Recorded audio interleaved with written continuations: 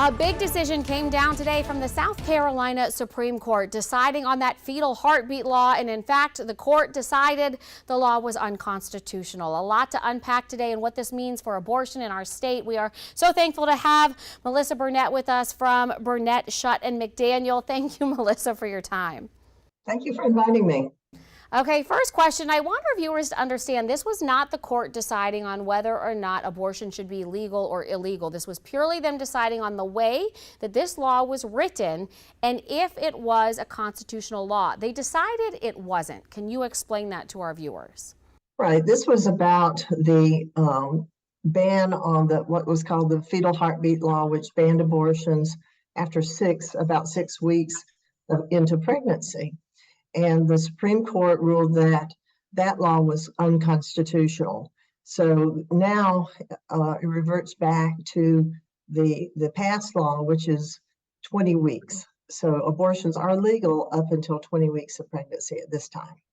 All right, and it was a 147-page decision, and in this they said that the right to privacy, which is something that is in our South Carolina Constitution, that right to privacy does extend to a woman's decision about her body to have an abortion. Talk about this right to privacy and why it's so important. Well, there's nothing more private or personal really than the decision to whether or not to have children. You just can't imagine anything more personal than that. And unlike the U.S. Constitution, you'll recall that the U.S. Supreme Court struck down Roe v. Wade. That was based on the U.S. Constitution, which does not have a right to privacy in it.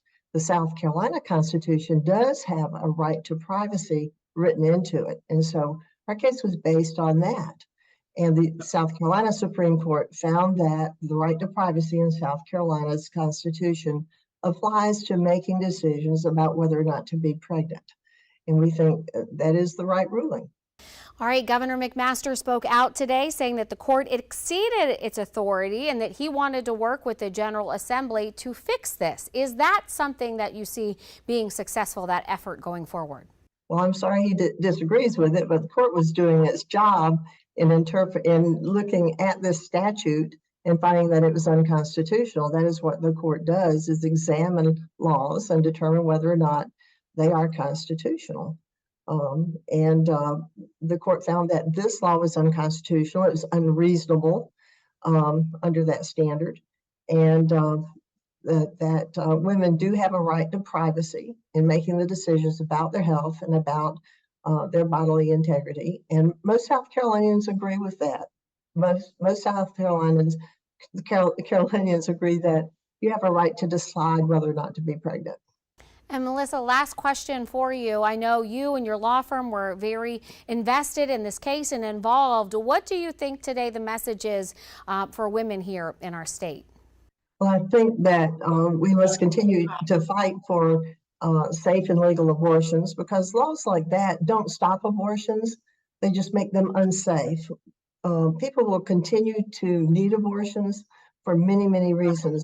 People sometimes are not prepared to have children. They have health conditions. They have unsustainable pregnancies, and abortions will not stop. They will just be unsafe when they have laws like that in place. And we have to fight to continue to protect abortion in South Carolina. All right, Malissa Burnette, our legal expert today, thank you so much for your time. Thank you.